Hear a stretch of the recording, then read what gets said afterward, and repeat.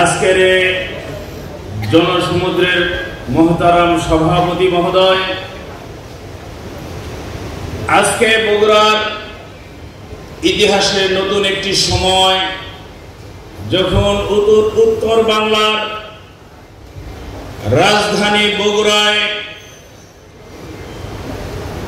এদেশের শাসন ক্ষমতার সন্ধিক্ষণে ওলামায়ে কেরামের সঠিক সিদ্ধান্ত নিয়ে আজকে আমরা সমবেত হয়েছি।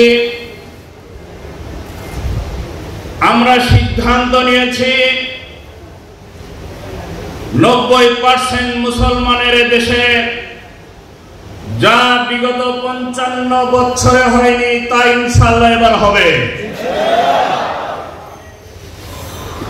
কোরআন ও সুন্নাহর বিধিবদ্ধ সুশৃঙ্খল ও নিরাপত্তার গ্যারান্টি এই সংবিধান, যা আমরা 5 ওয়াক্ত নামাজে তেলাওয়াত করি।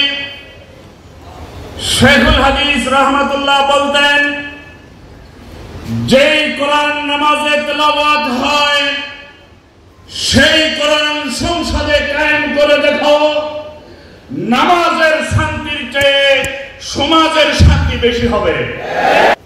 সংগ্রামী তৌহিদি জনতা, এদেশের ওলামায়ে কেরামকে হাফিজ হুজুর রাহিমাহুল্লাহ ঐক্যবদ্ধ করেছিলেন।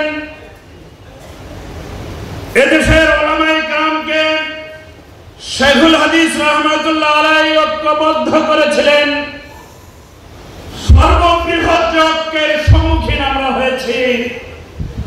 সেই ঐক্যের ফর্মুলা জেলখানায় তৈরি হয়েছিল। মুফতি আমির হামজার বক্তব্যে বলতে হয় যে মামুনুল হক সাহেব বলেছিলেন, আমির হামজা এবার বের হয়ে সকলকে ঐক্যবদ্ধ করেই ছাড়বো ইনশাআল্লাহ। সুতরাং শুধু নির্বাচন কেন্দ্রিক, ক্ষমতা কেন্দ্রিক এই ঐক্যবদ্ধতা এদেশে খেলাফত কায়েমকে ত্বরান্বিত করবে না। আমাদের সামাজিকভাবে ঐক্যবদ্ধ হতে হবে। নিজেদের ভিতরের বিভেদগুলোকে কমিয়ে আনতে হবে।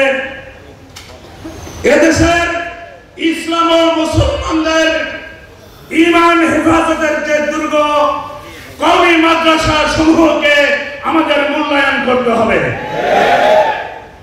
আমাদের মনে রাখতে হবে, সারা দেশের রাজপথে গলিতে যতই মিছিল হোক না কেন, কওমি ওলামায়ে কেরামের মুখ থেকে যতক্ষণ আমরা সমর্থন আদায় করতে পারছি ততক্ষণই এদেশে ইসলামী রাষ্ট্র ব্যবস্থার কল্পনাও করা যায় না।